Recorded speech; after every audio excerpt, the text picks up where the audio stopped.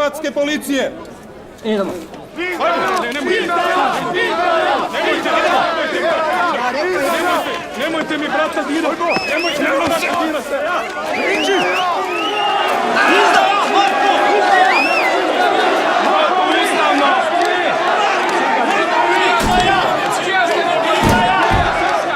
Marko Francišković. We got an incredible story, and we're going to be sharing that with you. He's going to take us to the center, and we're going to get into some history. We're going to get into his story, how he came to this Deen, to Islam. Don't go anywhere. This is the Deen Show.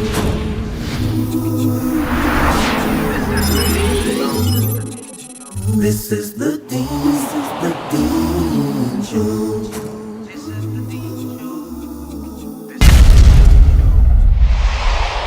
So our first part of the tour, where are we at now, Marko? We are now in Zagreb. This is part of the old town called Kaptol. It is a part where is a church, Catholic church property.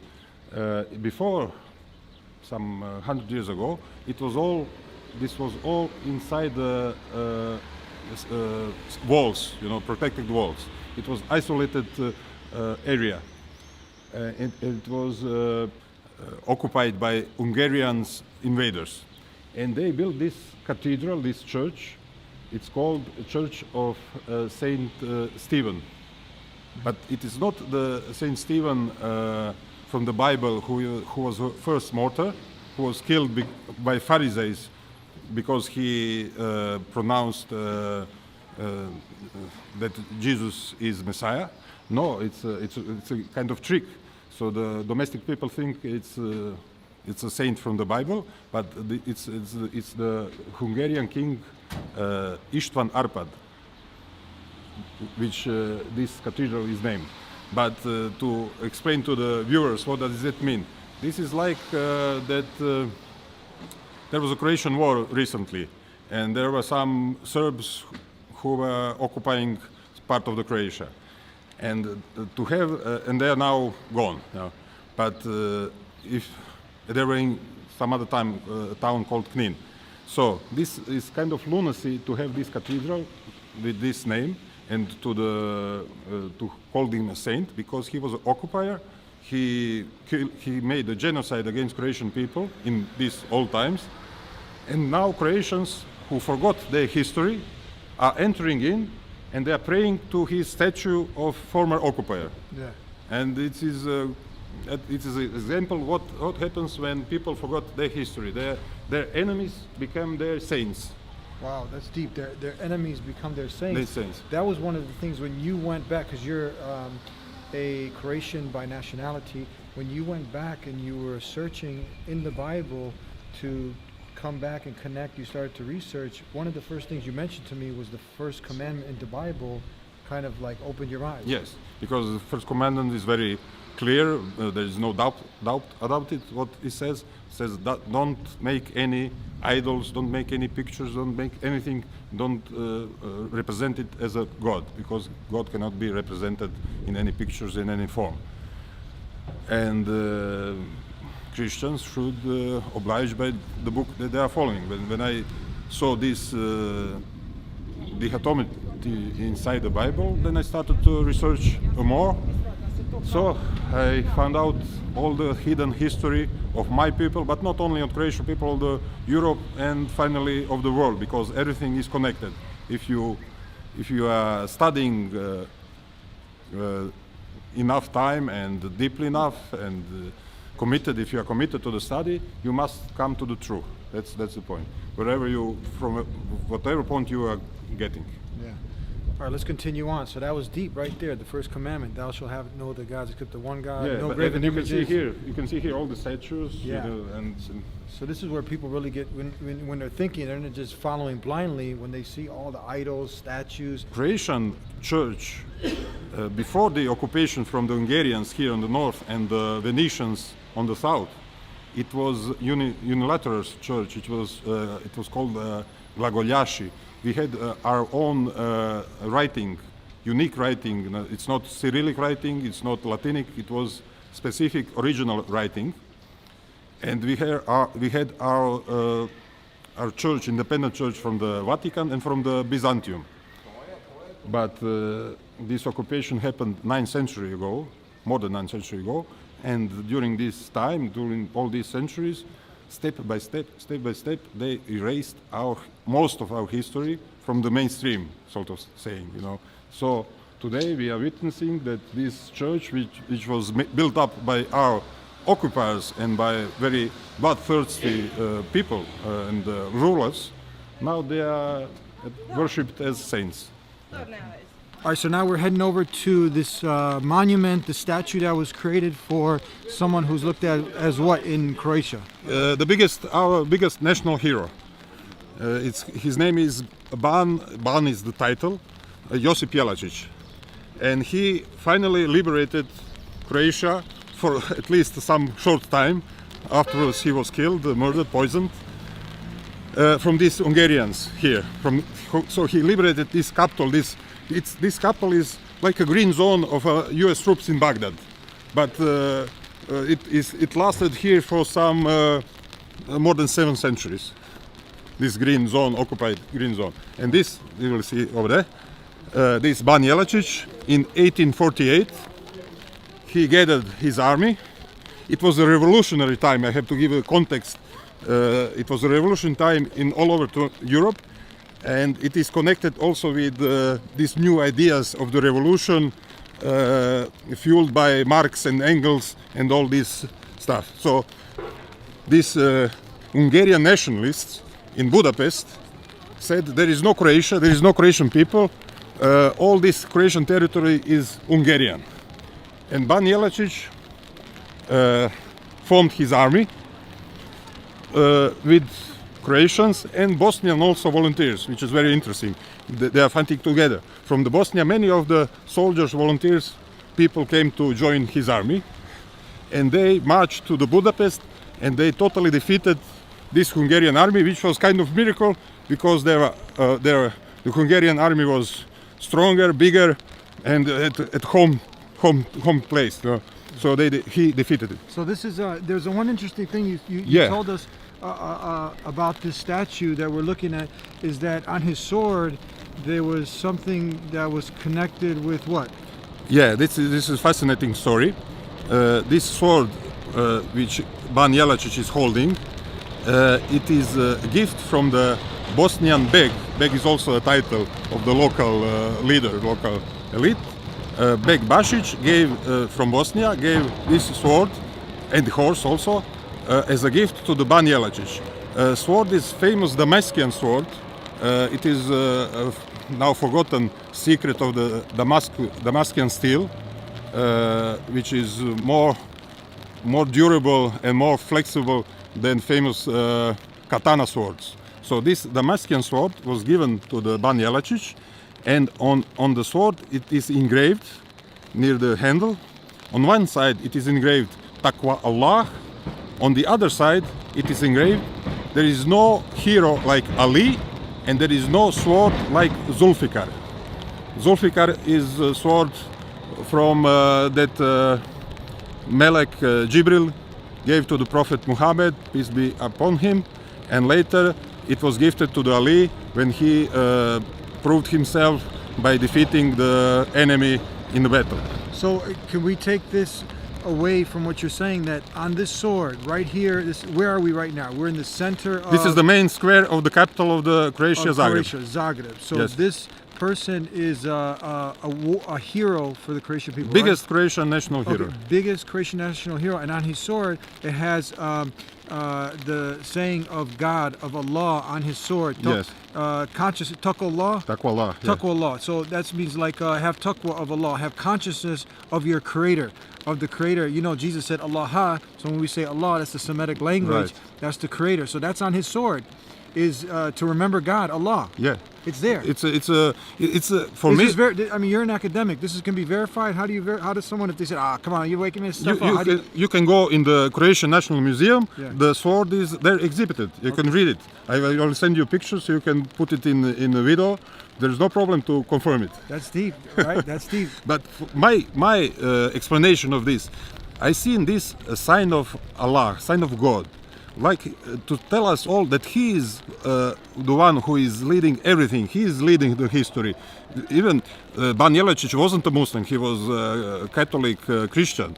But in this way, this is a sign that Allah is leading even non-believers. If someone is, because If somebody is fighting for the just thing, justice, right? There's a saying from Prophet Muhammad that God Almighty will support even someone who's not a believer in the pure monotheism. Let's say he's from another religion, but he's a just Christian, he's a just ruler, he's a just human being. God Almighty will support that just human being. And he was very beloved by our people, and I'm saying not only people in Croatia, but also people in Bosnia.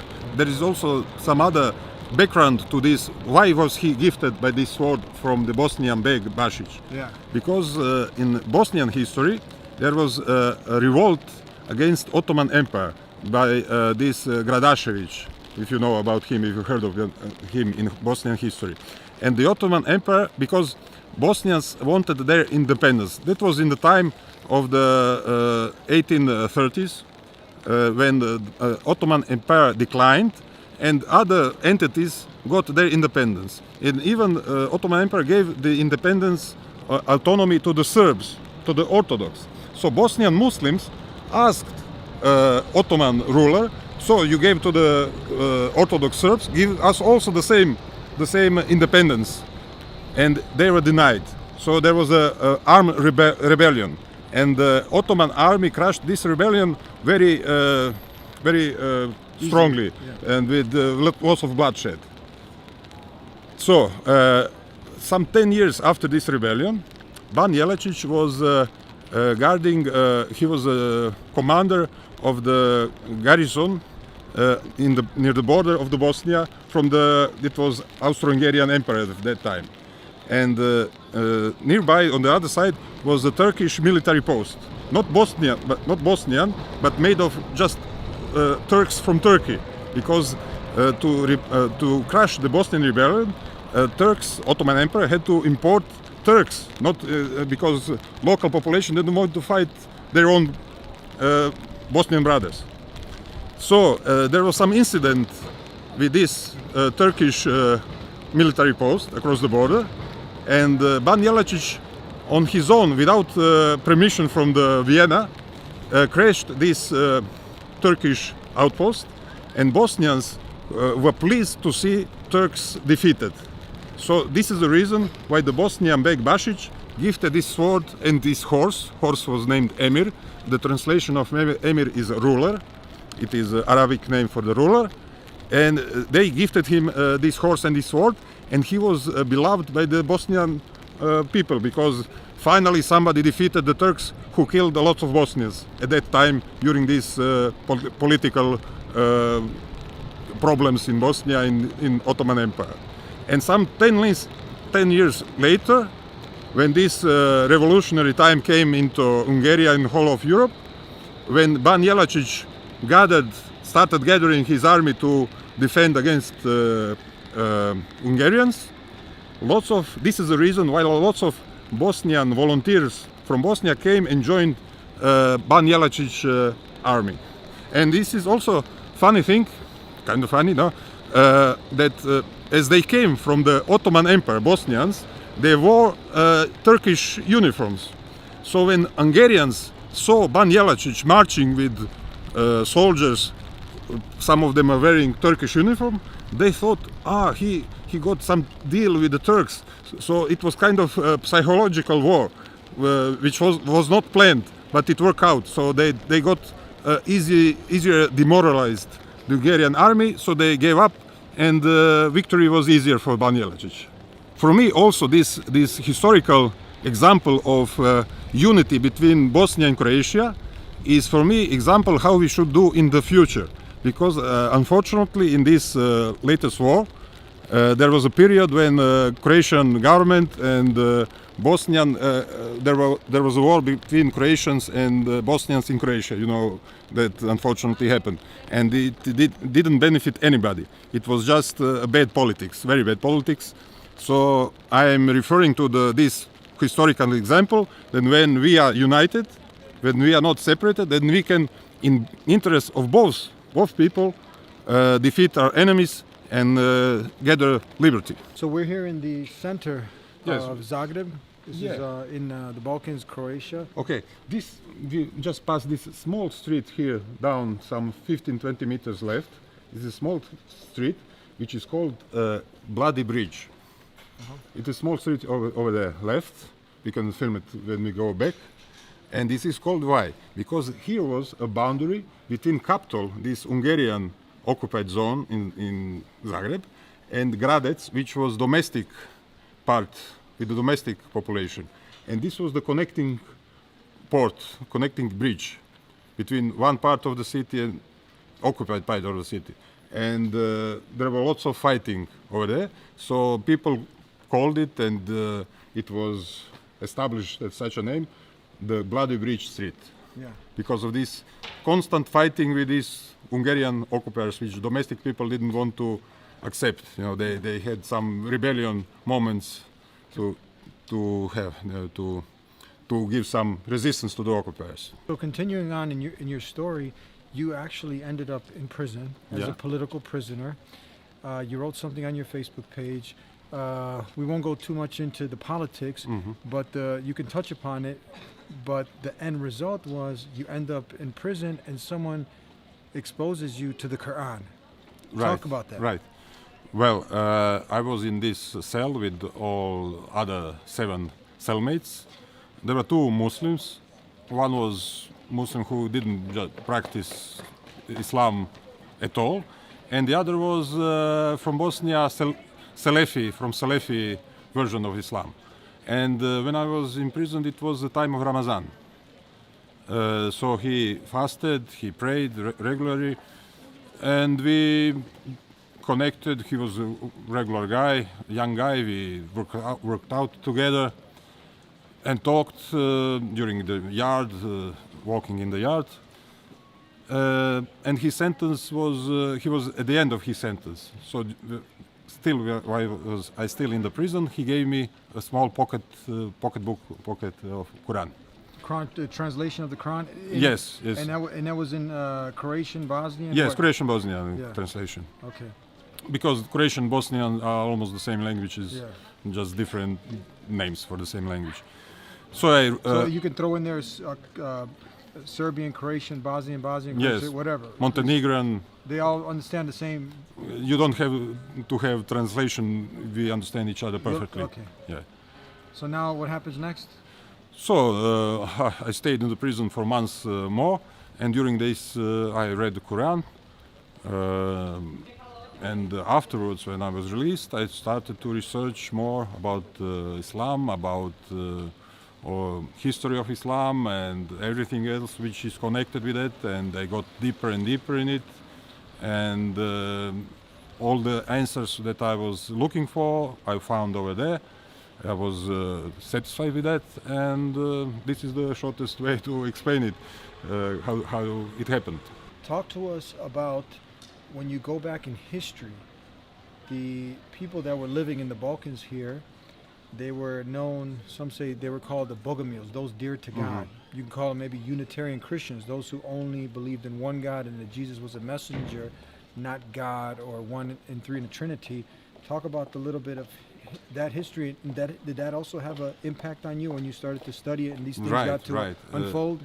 As I parallel with this Islam, I always wanted to find more about my nation history. This is also part of the Croatian history, because before this occupation, which was I talking about earlier, from Hungarians here in the northern part of Croatia and Venetians and Crusaders on the southern part of Croatia, Croatia was not under the Pope, was not Orthodox. It had its original unique way of Christianity. We had even, as I said, our own writing, glagoljica.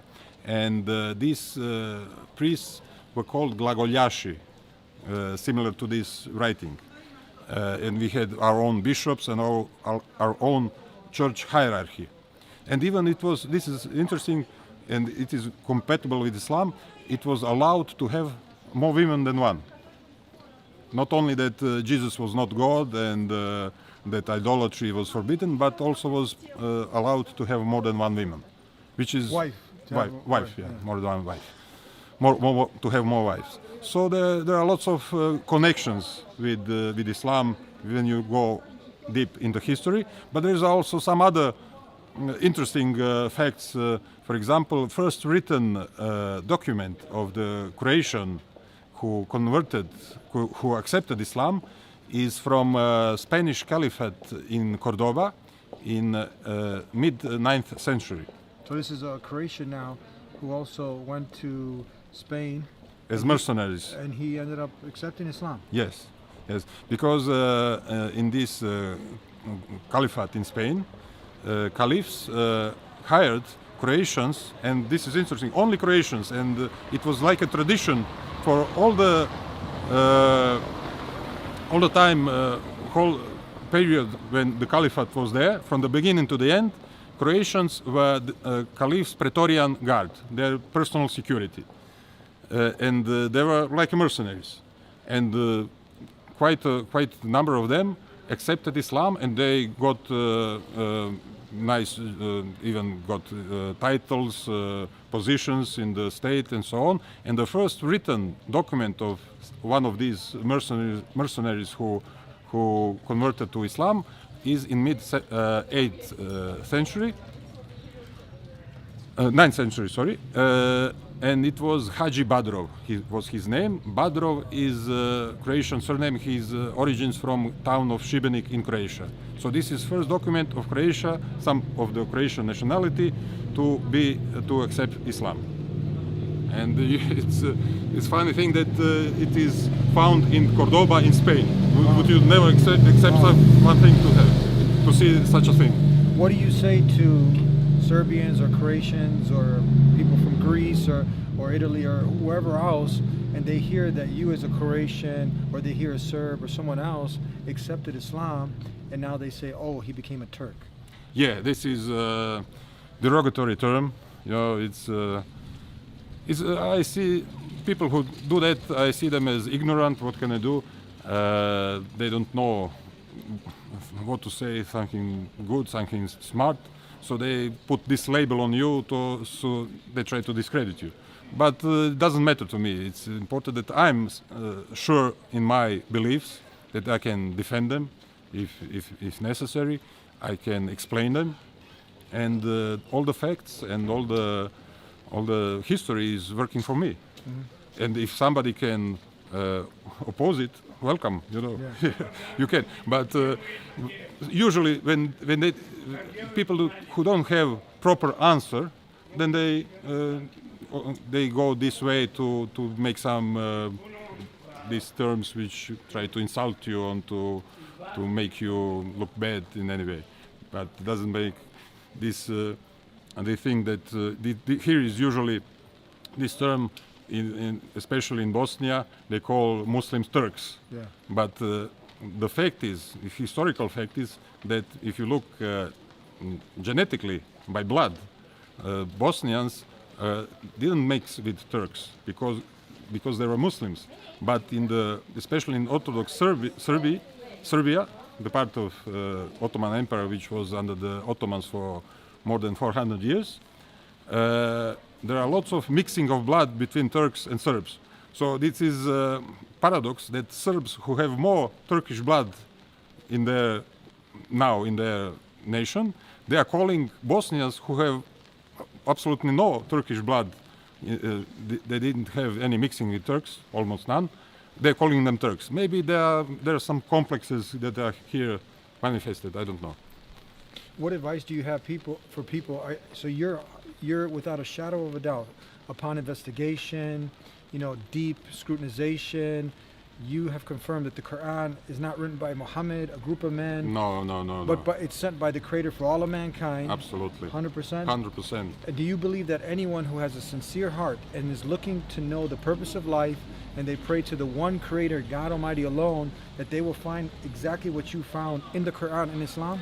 They will find if they are looking with an honest heart, with honest intentions. Absolutely. As well, many of them tried to denounce Quran, tried to prove that it is man-made. They all failed, and many of them converted to Islam in this process of trying to dispute the Quran and its holy origin. Wow, that's deep. That's deep. In the heart here of Zagreb, with our brother here, showing that Islam transcends nationalism. It's for everyone. Doesn't matter if you're Croatian, Serbian, Italian, Polish, Bosnian, American. It's for everyone with that simple call to worship the Creator, not the creation. Be morally upright and be a good human being. Right. We'll be right back with more. Yeah. Assalamu alaikum. What is that? This is a shrine. A shrine. Okay, there's a shrine over there. How is it called? Mother of God. So are you saying that they believe what? That shrine is, how does that connect Holy, it's a shrine of Mary? Virgin Mary, which is called Mother of God because Jesus is considered to be God. So she is Jesus' mother, so she is Mother of God, which is, we know it's nonsense, but it is belief. Now, this is extremely important, and never are we trying to disparage or put down anybody's faith. Just bringing some things of truth, very important, crucial to what we call salvation, more important than anything that you can imagine, because when we die, this is the thing that even connects what you have in the Bible not to do. So we're going to be talking about this very important these very important things that really nullifies a person's good deeds, really cancels out any kind of connection with their Creator, because this is what's called shirk, this associating partners with God. You were showing us over here that because in Islam we believe all thanks and praise is to the Creator of the heavens and earth, the same way Jesus praised God and taught us to. He would actually condemn these things if he was alive today. So tell us right now, you were showing me where they were having what was those? Thankful notes. Yeah, thankful notes. Talk.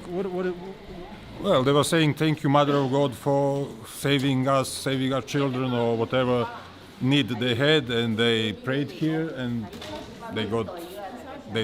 as they connected it to their prayings to be answered. So they put a lot of people put these thankful notes on the wall. And this is how this idolatry is feeding itself. They're going upstairs now. Can we go up there? No, it's only for. You were telling us also through that door. This is the main reason why we are here. Yeah. Because here are the headquarters of the Brothers of the Croatian Dragon, the Society of the Brothers of the Croatian Dragon, who are successors of the long time ago established Order of the Knights of the Dragon, which is established by the King Zsigmund of Luxembourg, who was the king of the Holy Roman Empire. Mm-hmm. And to put it in perspective in today's time, this Order of the Knights of the Dragon were like special forces of NATO pact today. And their main task in that time was to fight the heretics. And who were the heretics? Who church, pope, and priests of the church pointed finger at that he is heretic. He was heretic, and there was immediately right to execute him or to burn him alive, or whatever methods Inquisition did choose to do. No. So these knights of the they were part of the Inquisitions. Yeah, part of the Inquisition, and this is the method how they fought against. The main target was in Bosnia, Bosnian Bogumils or Church of Bosnia, who are not willing to submit to the Pope, because this was the remain. As I said, the whole area of today Croatia and Bosnia was not under the Pope, but this Croatian part was occupied, while the Bosnian part was left for some time to be out of influence of the Pope. So they formed these Knights of the Order of the Dragon to have their, breakdowns, to take a bit by bit of the land of the Bosnia and to submit all the people in the Bosnia under the Pope. Yeah. So technically, these people probably would have had Jesus killed, Abraham killed, Moses killed, Prophet Muhammad, because they all would have not been in line with what they were preaching and teaching, because all these messengers came with the same message: worship the one creator, not the creation. Not to worship human beings, not to put an intermediary between you and the creator, not to worship the creation, statues, idols, giving thanks to, like many of these rituals that are being seen today. They all preached against this. They all called people to have a direct connection, that pure monotheism with the one God. So anybody who went against that, Right. I mean, and you be the judge of that right now. What makes more sense to you? That you only worship the one who created you, or you worship a messenger, a saint, a dead person in the ground? Many people reject that, the Trinity. Many people, by their innate nature, they reject this anyway. Right. Because if you go by your logic, by your sense of reason, there is only one creator. There cannot be two or more of them. There is only one. Everything in the nature, if you dismantle it, if you go deep enough, you will find there is only one source of everything, and it's undeniable. But why it is undeniable? Then the forces who are preaching the different theology, they have to to force you to accept their version of religion and theology. So, who doesn't want to be subjected to them willfully, it will be subjected by the force or killed. And this is what happened here during the centuries. That's ironic, because usually people who have very little academic knowledge, the lay person or someone who might be an academic but suddenly glosses over history, they try to make Islam look barbaric, saying that if you're Muslim, you're terrorist. You're primitive. You're primitive. But it's interesting. You see the opposite happening when you're studying history, the true history. Now I remember another example. This was not only happening here in the area of today's Croatia and Bosnia. This was happening all over Europe. For example, Charles the Man. He's the emperor of the Holy Roman Empire. Charles the Man. King Charles the Great. Okay. Charles the Great. He, by force, he baptized and put under the wing of the Catholic Church and Pope all the Germanic tribes across the River Rhine, who were also Christians of this Unitarian version of Christianity. They were Christians, they were called Arian Christians by the Bishop Arian, because when council by the Constantine was in the year 323 in Nicaea was established, when Constantine put his force into this establishment of church and state, when he fused them together, there were some bishops who were against this Constantine move. One of them was Bishop Arian.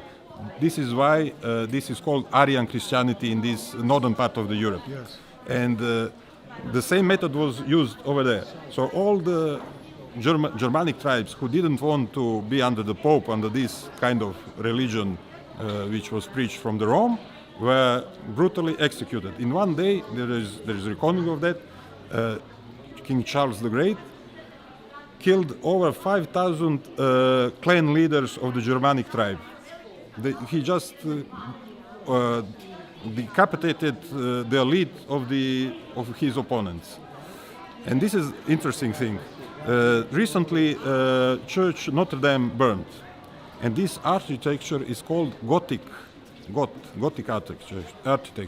architecture. But why it is called Gothic? Because Goths is another name for German tribes. But when you research history, you will see that in the places of today's Gothic cathedrals, not only Notre Dame, but there are Gothic cathedrals in other places, in Aachen, in Germany, in British Isles, and other places. There are lots of Gothic cathedrals. But before Gothic cathedrals, there were these non-Roman, these old Christian churches were on their places. So the name Gothic and Gothic art architecture was named because it was remembrance of the defeat of the Germans, of the Goths, who were not under the Pope. This is this connection between the name of the Gothic architecture and this style. I don't know how much you are into this. This is the history of the architecture. A lot of stuff here will continue on. Yeah. But it's very simple. I mean, for the layperson, God Almighty sent messengers, and they all came saying with the same message: worship the Creator, not the creation.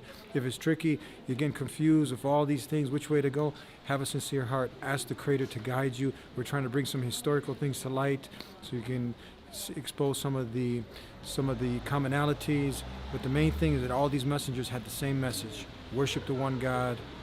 Very simple, straightforward. We'll continue on here in Croatia. So you guys got to learn some interesting history. We're wrapping it up here. We're in Zagreb with our brother Marko, and wrapping up the story, you end up as a political prisoner. You get free of all the charges. Most of them, the biggest charges. The biggest charges, and then from there you go to you're in the jail. You get exposed to the Quran. You confirm that the Quran is the verbatim word of God Almighty Allah. You read it, put it to the test. No problems there, and you submit to all the things that it's told you to do. Worship one God, do good deeds, be a good human being. And now you're informally living Islam. Let's come towards the end. You're informally living Islam, and then all the way up into final decision that you actually are guided to meet some Muslims, and you end up taking your shahada. Yeah, right. And that is how it happened. After I got out of the prison, maybe some less than 2 years was this period when I practiced and researched Islam for myself and prayed for myself without saying shahadat in proper way. You know. Maybe the main reason why I was a bit distanced from the Islamic Center here in Zagreb is a political reason, because the leadership of the Islamic Center here in Zagreb were pro-European Union. And this is what made me, I don't want to overgo that, you disappointed me as well as Catholic Church, because bishops of the Croatian Catholic Church, Orthodox Church, all the nomenclature, rabbis, and Islamic leaders of the Islamic community here in Croatia, they were all together in advising and advocating the membership in the European Union. And I was very, very disappointed with that, because I cannot make it compatible Islamic values and Christians' values as well, which are represented in the Bible, compatible with the idea of European Union, which is secular, which means there is no God, that there is a evolution, that we are just top breed of the animals, which is for me unacceptable. This is the reason why I was distanced. I didn't want to go to the Islamic Center. But as I was writing my book, my third book at that time, it was a strange story. I got in the dream message, or I had a dream that said me that I have to make akika. I didn't even know what akika is. So I searched it on internet, and I found out that is this procedure that where you have to two of these lambs you have to sacrifice.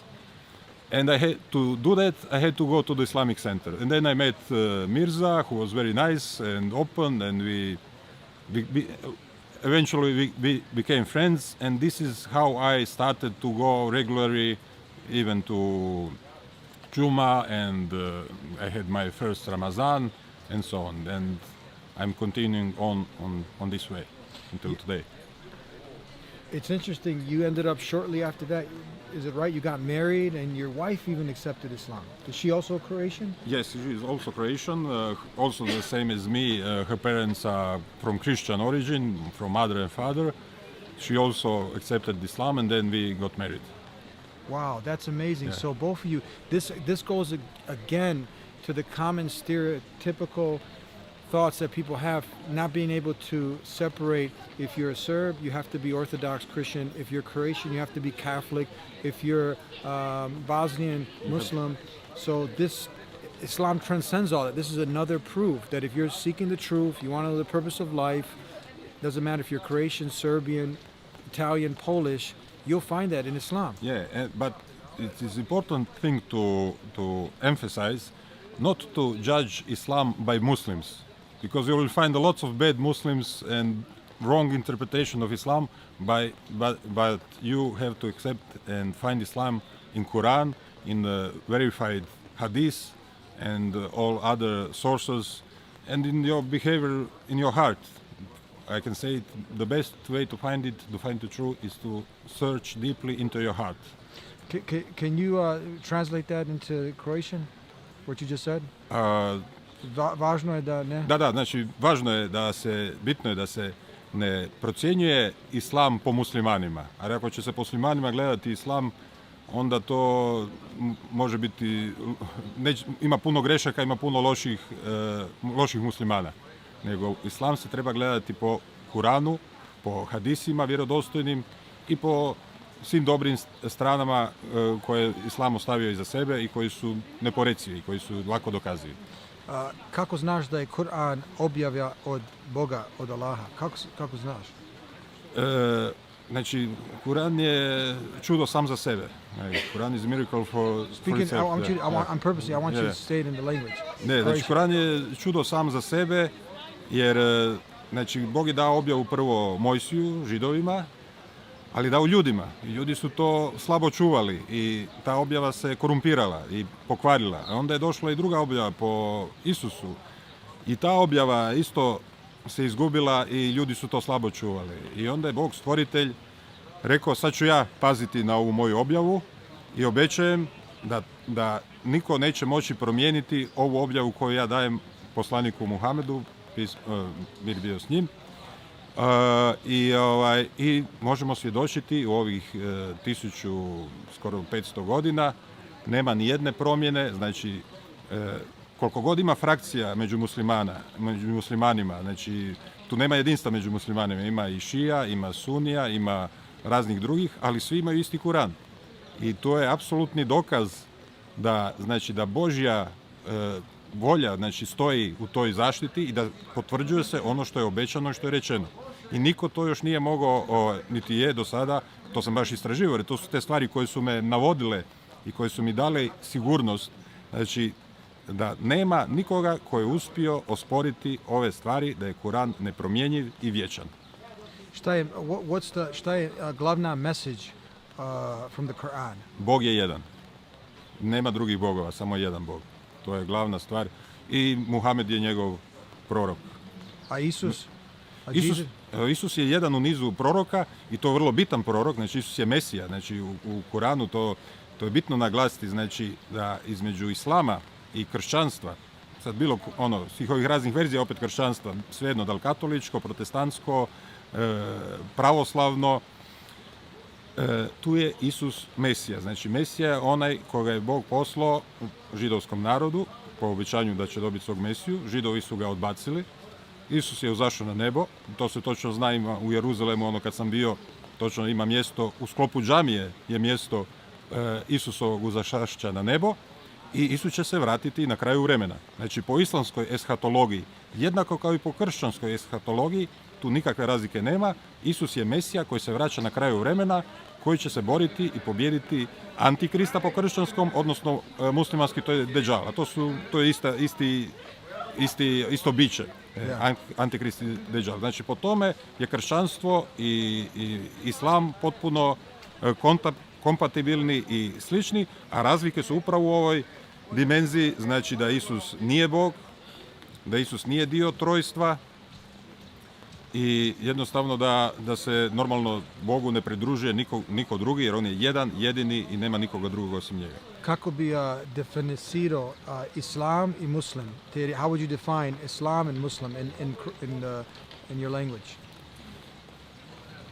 Znači, Islam i musliman je čovjek koji slijedi uputu koja mu je dana, znači obavlja svih onih 5 propisanih dužnosti, obavezno znači molitva 5 puta dnevno i to je u biti, nažalost, eto, to je ono što sam rekao na početku, nemojte gledati islam po muslimanima, stvarnost je takva da, ja mislim, čak po nekim statistikama, preko 90% nominalnih muslimana ne drži se toga, ne klanja redovito, ne obavlja tu praksu i onda se čudimo zašto onda u svijetu, pogotovo u muslimanskom svijetu, vlada takav nered i eto takva kako je stanje loše.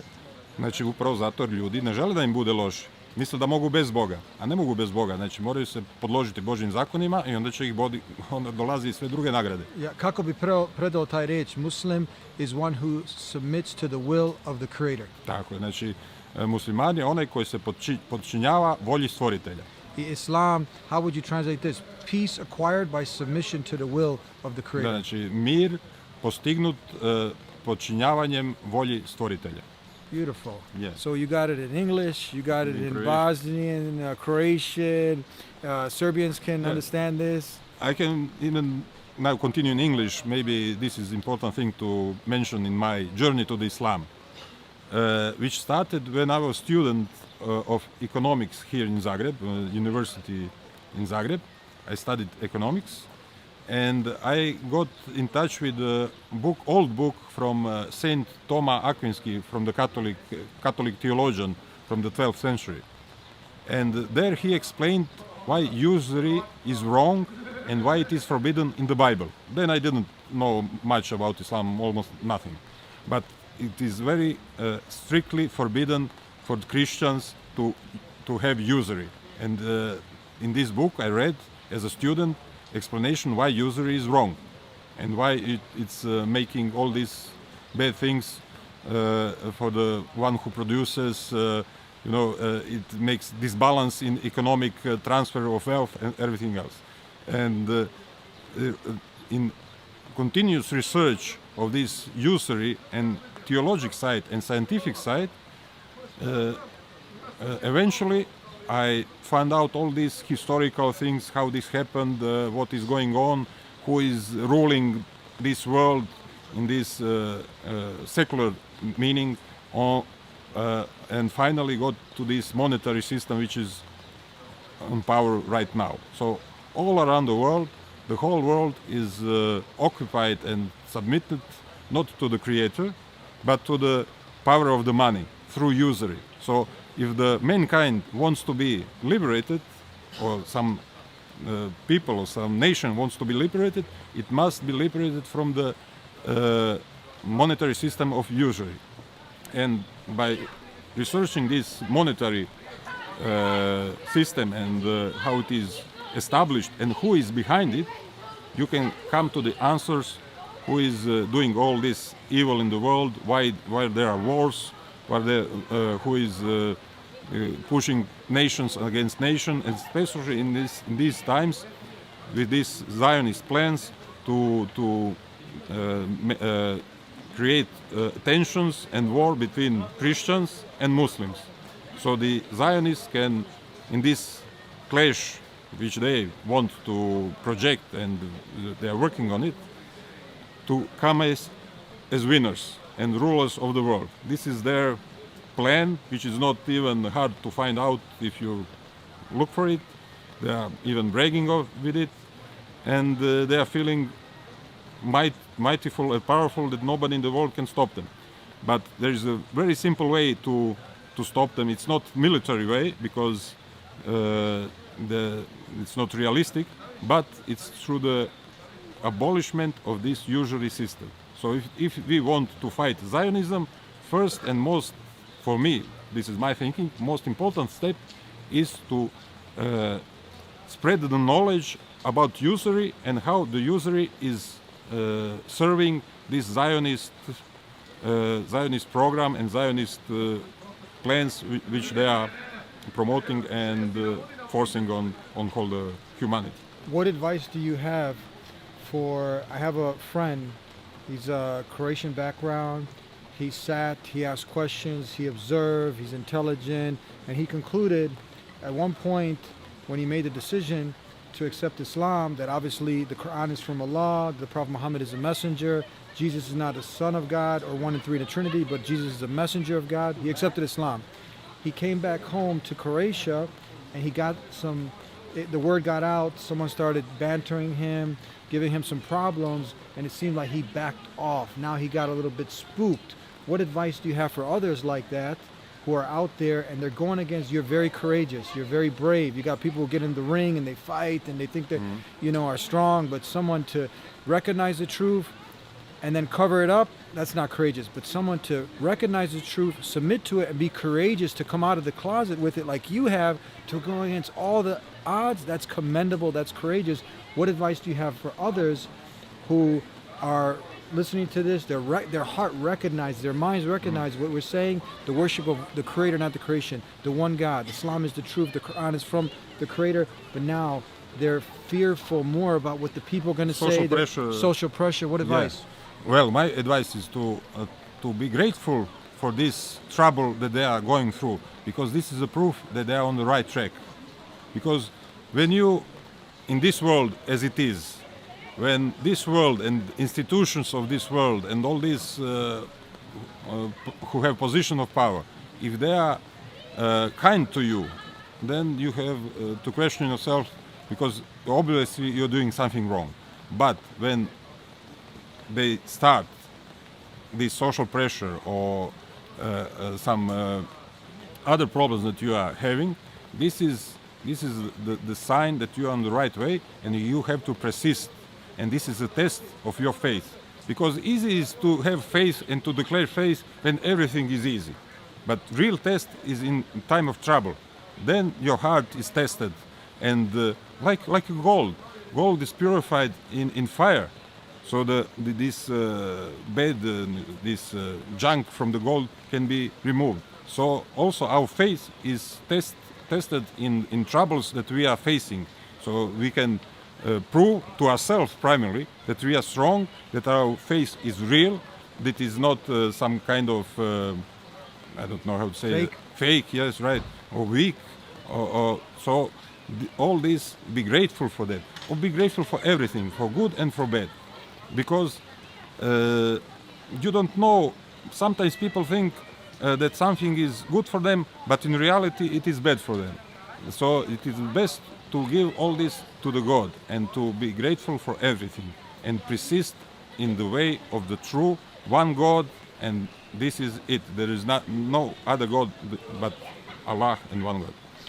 If people want to learn more about your story, read some of your books, how could they get a hold of you? They can get hold of me through the Facebook. I still have my Facebook profile.